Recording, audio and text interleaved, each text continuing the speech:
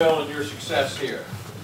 Well, a few people have looked at the stats and realized that, Martinsville may not be my best racetrack. I say that we have a love-hate relationship. We're either really good here or really bad, and we tend to run better in the springtime than we do in the fall time. And I don't know why that is.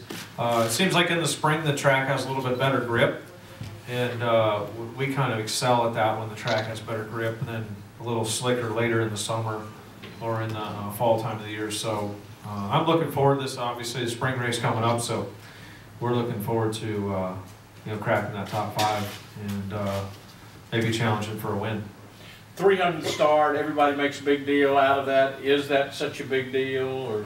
I think it is. 300 consecutive races is a lot to achieve. Although you look at Ricky Rudd and some of those guys, 600 and something, 650 or whatever. So that's I got a ways to go before I get there. But 300 is pretty exciting for me. Some of these folks weren't here this morning. Talk a little bit about what you did with the kids today. Well, we had a lot of fun with the kids. We came in and made a lap with the helicopter, and we saw them all frantically waving their arms. So that was they all enjoyed that, and I couldn't believe the amount of noise 1,800 kids can make. When I got out of the car and walked over and was visiting with Clay and some of the folks from the animal shelter that are here, and they're super excited to probably to be out of class, but more importantly to be at Martinsville Speedway to get to walk on the racetrack and make a lap around here, a couple laps around the track. So it was a lot of fun. They were well behaved. I don't remember myself when I was in grade school, but I'm sure that I was not that well behaved. But they did a fantastic job and had a lot of fun. And 3M is got a program this year to try and get young people to stay fit, and how important it is to get exercise and eat well. And they're using our pit crew they train every week, and so they're going to a few selected schools throughout the year to teach people how important it is to stay fit. So that's something that we were talking about today as well. You've got some short tracks up in the Northwest and all that you're a part of. Talk about what you do up there and how important it is to have those tracks up in the Northwest where there's not a lot of other NASCAR racing. Well, I'm involved with a couple of small dirt tracks in the Northwest, a quarter-mile dirt track and a 3/8 mile. Sunset Speedway and Grays Harbor Raceway, two dirt tracks, and they're a lot of fun. I go out to the Northwest every year in our off week in July, and I usually go run an exhibition race or whatever. I didn't grow up running dirt races, but I have a lot of fun going back and doing it. And both the racetracks that I won championships at in the Northwest are now gone. They don't exist anymore, and you could see that grassroots local short track racing was kind of going by the wayside. So I felt it was my obligation, I guess, to try and support that racing, and have really felt like I've made a difference. We put a lot more people in the grandstands, and created some competitive series now where we started 2 years ago, and we almost have 40-car field on a crate motor or a spec engine dirt late model car. So, when they did have 13 cars or 14 cars. Now there's 40. So, we've made it affordable and been able to pay them some money and make it exciting and put people in the grandstands to come out and watch. So, it's been a lot of fun. Now, when you were out there racing, your first time on dirt, did you win, or did you kind of have to fall back in the field, not having done it a whole lot? I stayed right up front. I battled with the top 3 guys. They might have been a little easy on me, but it was just an exhibition race. So I told them I didn't want to get hurt or end up upside down or in the fence backwards, because I didn't, have I didn't have my seat and all those things in the car. So we just had a lot of fun. I think I finished up front every time, though. I think it was, I heard Clint Boyer say the other day that, talking about dirt racing, that people that hadn't run dirt, it probably hurt them some when they came to some of the asphalt tracks. Do you think that's true? Well, basically, what dirt racing does is it teaches you car control, and you need a lot of car control when it comes to any kind of racing. You need a lot of car control. And that's what's important about dirt racing, is you're sideways a lot. When you come from pavement racing, or what we do, you know, every week. You don't want the car going sideways. You know, you want the car going straight. And so you don't spend, you know, you don't have a lot of skill with the car being sideways or whatnot. So, you know, sometimes that can be an advantage or disadvantage when you're racing at some of these racetracks. That dirt experience kind of gives you that, you know, used to being sideways or whatnot. So it can hurt. Some guys can't transition. You know, some guys will constantly back them in the fence and crash them because, you know, they think the car is going to get grip when it starts to go sideways and it doesn't. Mm-hmm. You know, so it can go both ways, you know. But basically, a guy's got car control, and every guy in the Sprint Cup level has indeed a fair amount of car control. Now here at Martinsville, is car control more important or temper control? You know, probably temper control, because we're running into each other out here. I can guarantee that. Questions? Ed? How long did it take you to learn how to conserve your brakes and conserve your equipment at a track like Martinsville as opposed to some of the other tracks which are more air dependent? I'm not sure I've learned that yet. It takes a while. And, you know, it depends on your equipment. I mean, you know, sometimes, you know, your brake package, the cooling package, and what the engineers have figured out, and the fans, and there's so much to it, you know. You may not have the right package to you know, get the car to stop right. And then the car handling. If the car handles well, you know, if the car turns around the corner really good, you don't have to use as much brake because you don't have to slow the car down as much. So if the car turns around the corner good, you don't have to use as much brake. The brakes you're easier on the brakes, and you know, it doesn't heat the front tires up as much. So it's definitely a delicate, you know, situation. And I think you said earlier when we were talking that the new Ford engine would not really be coming to play much here. You know, normally power is not really an issue here. Hooking it up is more of the issue. You know, getting the tires not to spin and going down the straightaway. So, you know, 20, 30 horsepower, which all the cars are within a tighter group than that, really isn't going to make any difference at this track. How important is pit selection here? You know, pit selection is very important.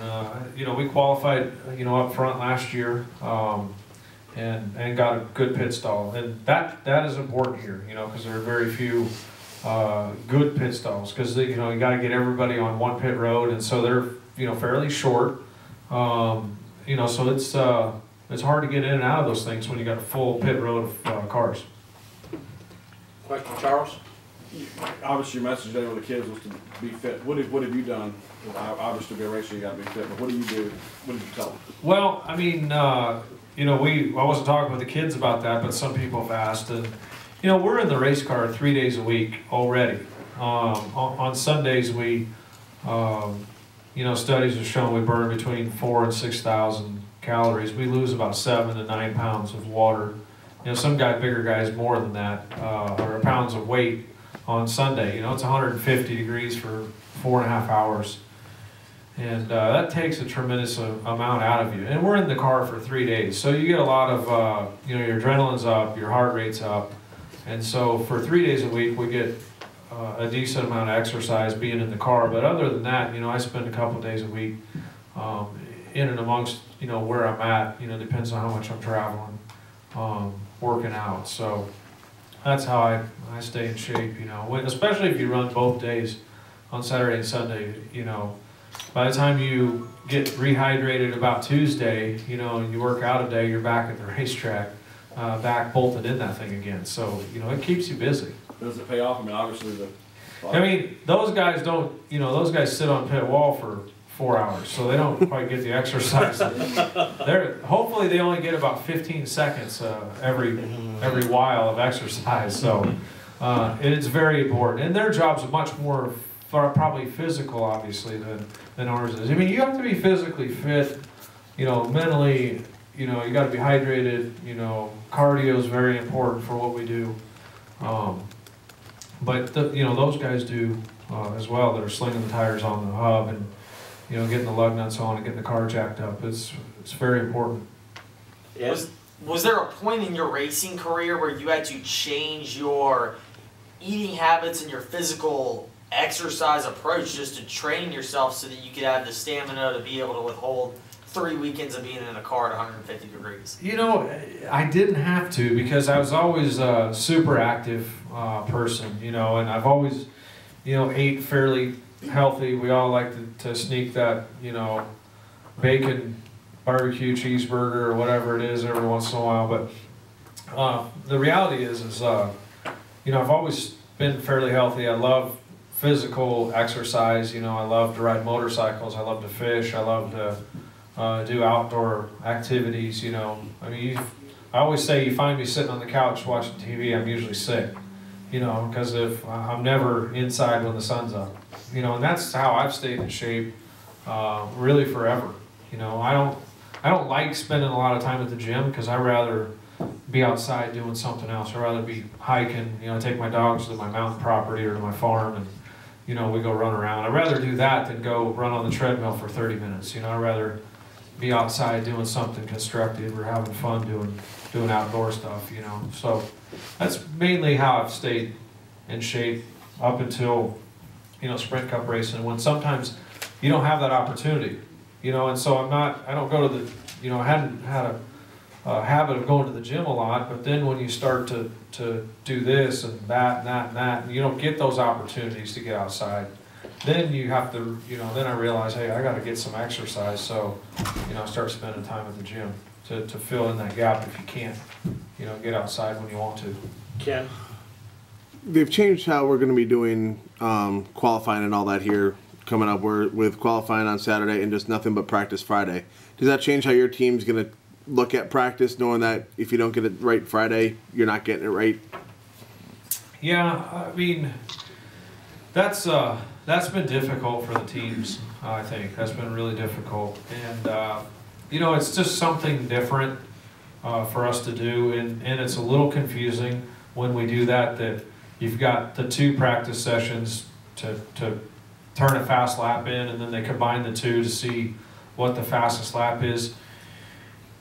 It's a little confusing to try and make a plan on how to get ready for the race and how to get ready for qualifying and to get a qualifying draw.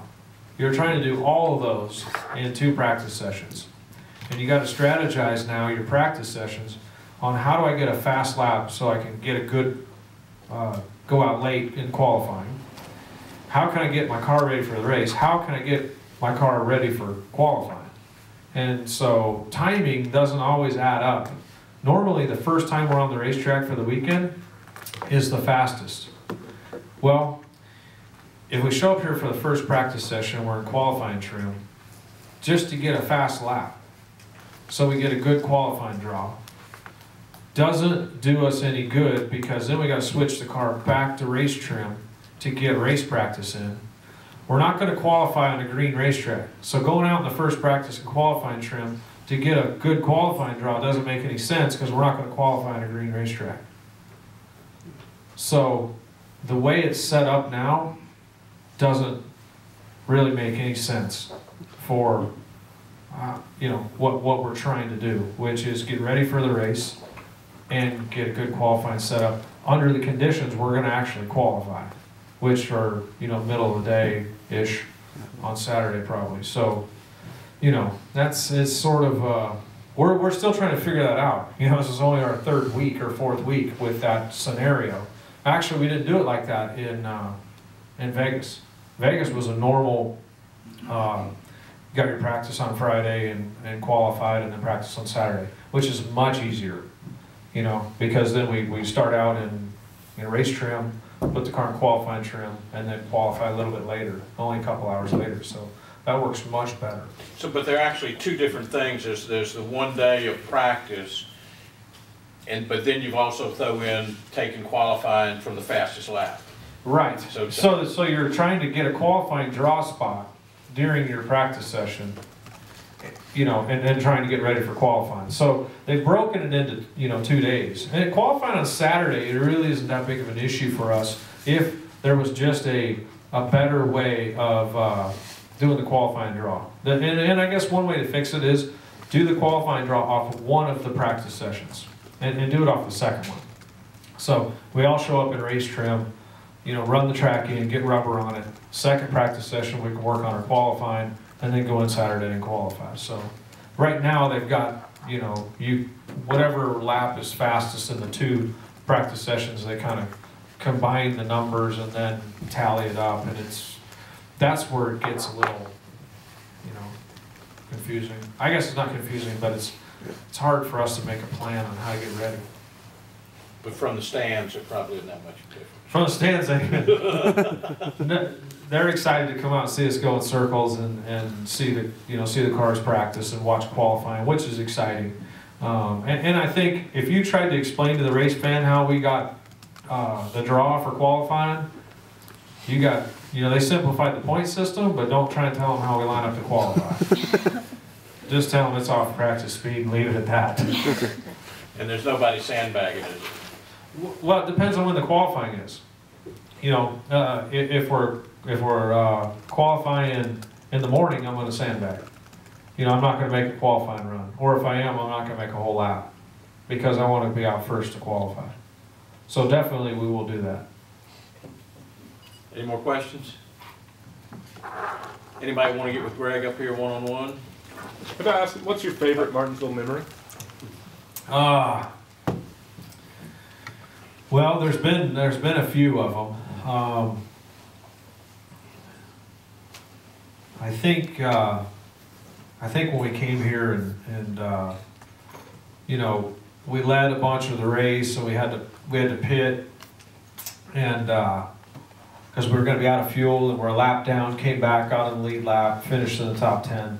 That was a great Martinsville memory for me, and I remember the red flag when we're fixing the racetrack, which may not be a good memory for these guys, but things stick out in your head that is kind of unique, like the pothole at Daytona. And I don't look at those as bad. Jeff Gordon might, but I don't look at those as bad things. I look at those as something that was unique, is out of the ordinary, something that happened, so I think things like that kind of stick in your mind as experiences that you're going to remember forever, that change things. Is that in your top 100, Clay? Way up. Way up. Way up. I knew I'd excited when I mentioned that. Anything else, guys? If anybody wants to get up here with Greg, feel free to.